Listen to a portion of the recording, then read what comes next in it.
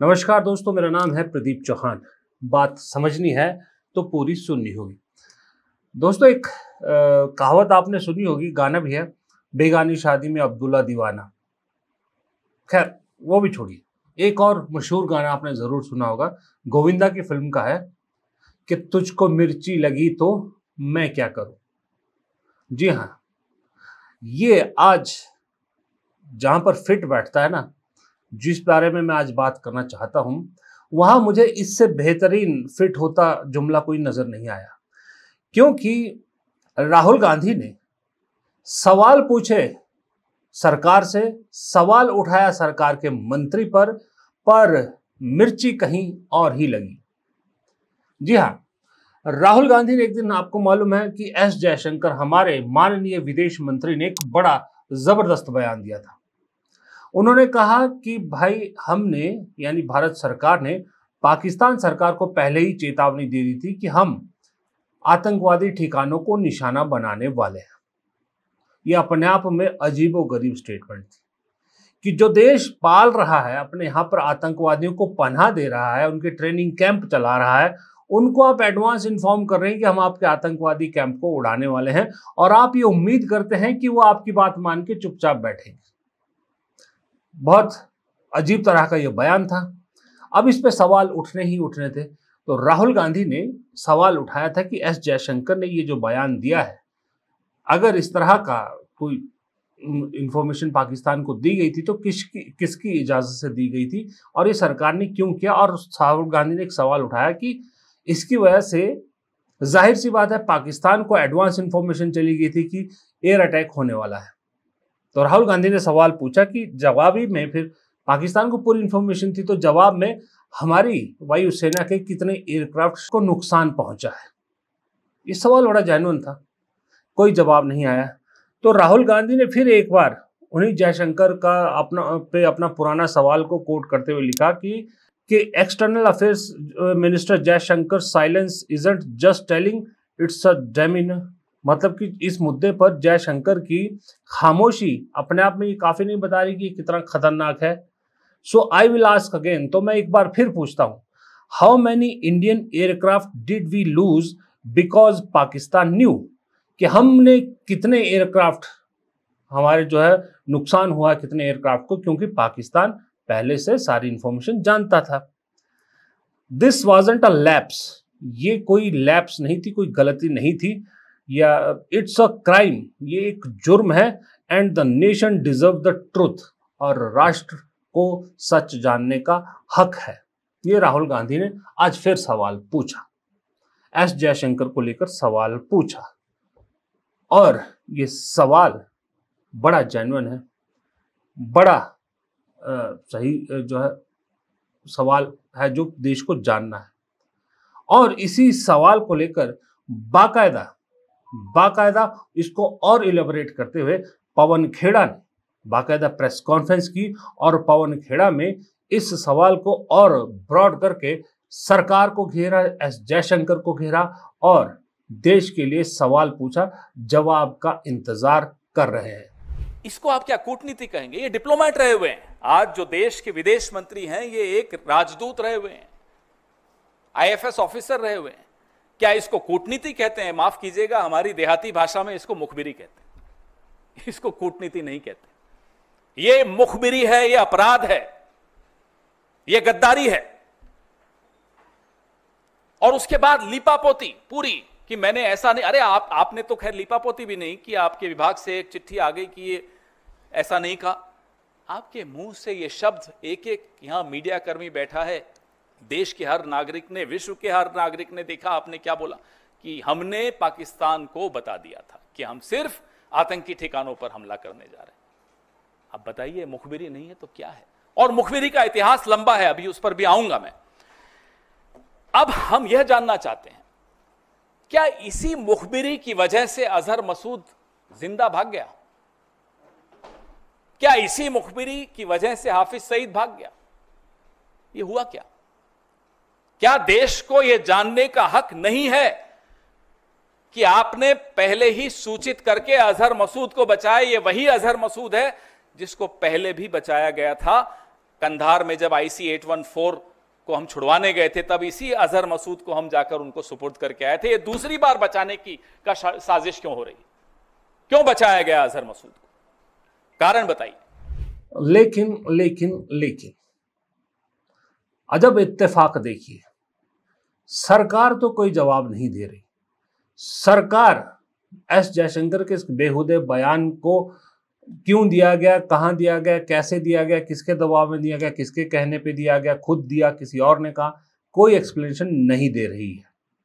लेकिन इस सवाल की चुभन मालूम है कहां हुई?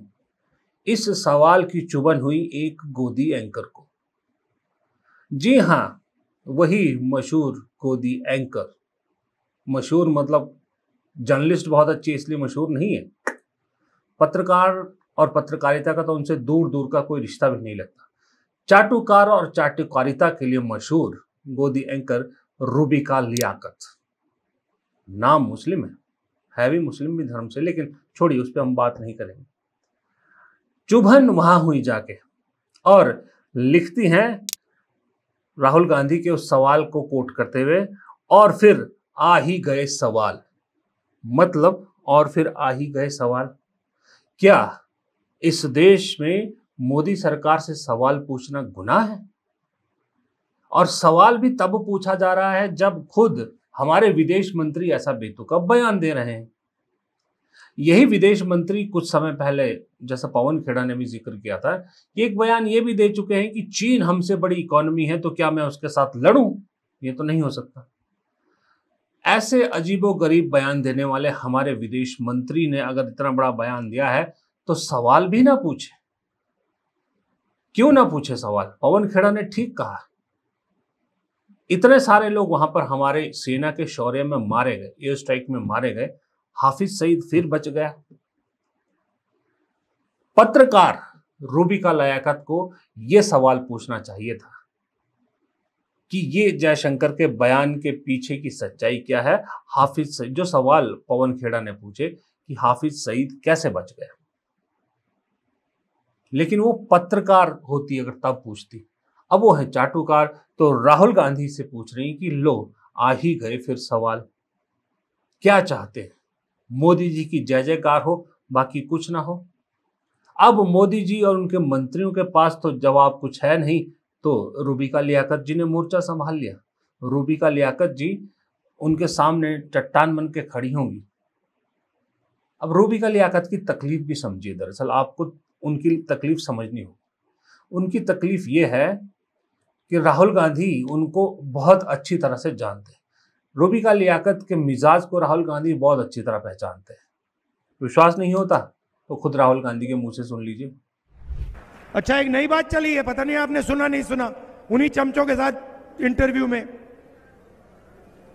एक चमची पूछती है, नरेंद्र मोदी जी, आप में इतनी ऊर्जा कहां से आती है, इतनी एनर्जी कहां से आती है?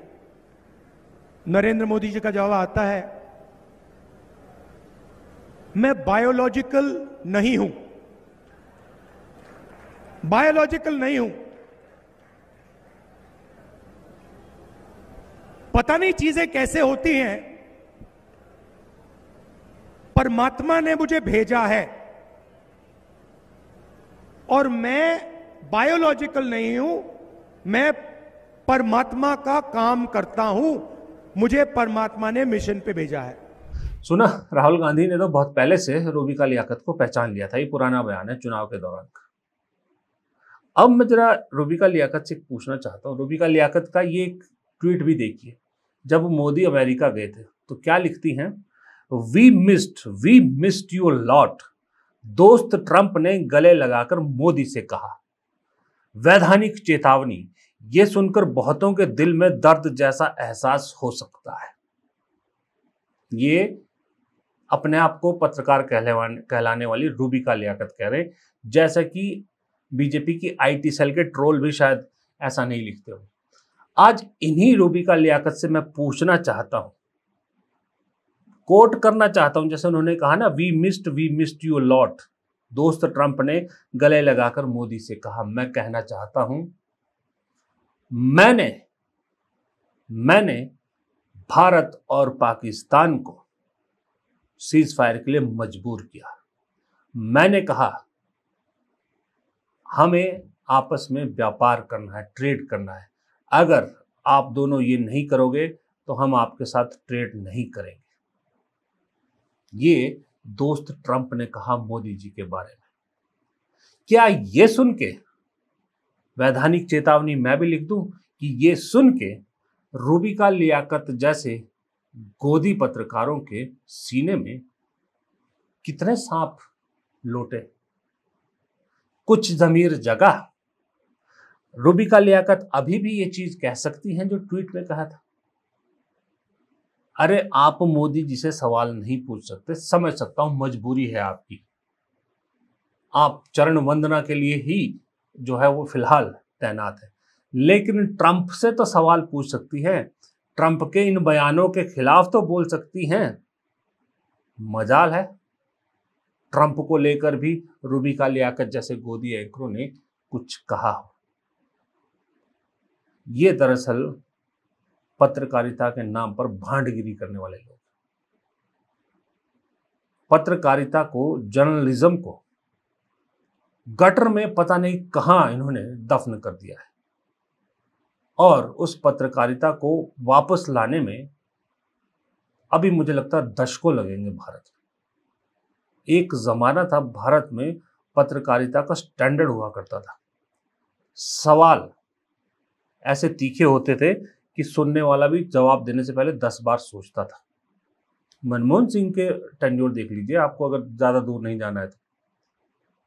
इमरजेंसी का टेन्योर देख लीजिए, कितने अखबार खड़े हुए थे, इमरजेंसी में खड़े हुए थे कितने अखबार सरकार के खिलाफ, क्या क्या नहीं झेलना पड़ा। लेकिन आज पत्रकारिता सिर्फ चरणों में लेटी हुई, जो एक आध सवाल पूछता है वो गुजरात समाचार जैसे ईडी की लपेट में आ जाता है।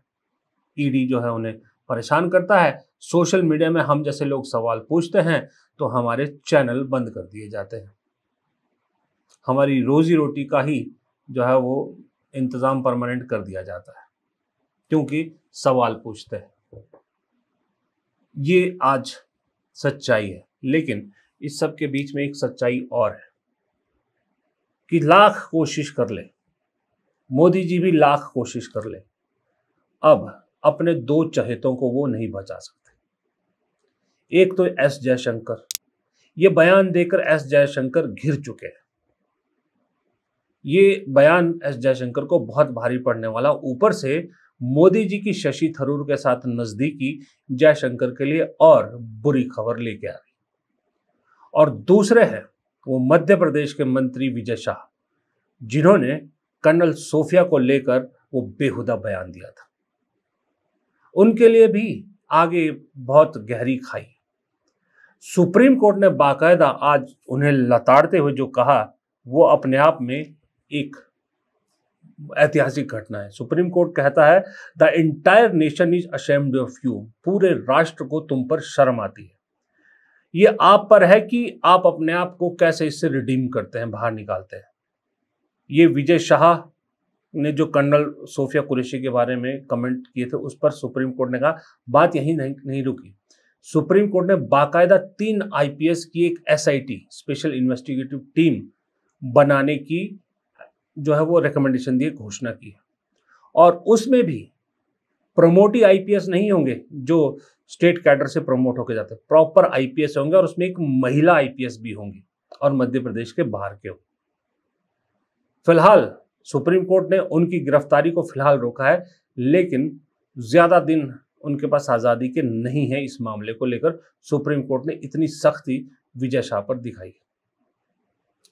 और बहुत से लोग आज सोशल मीडिया पर एक सवाल पूछ रहे हैं, विजय शाह और एक अशोका यूनिवर्सिटी के प्रोफेसर अली खान महमूदाबाद,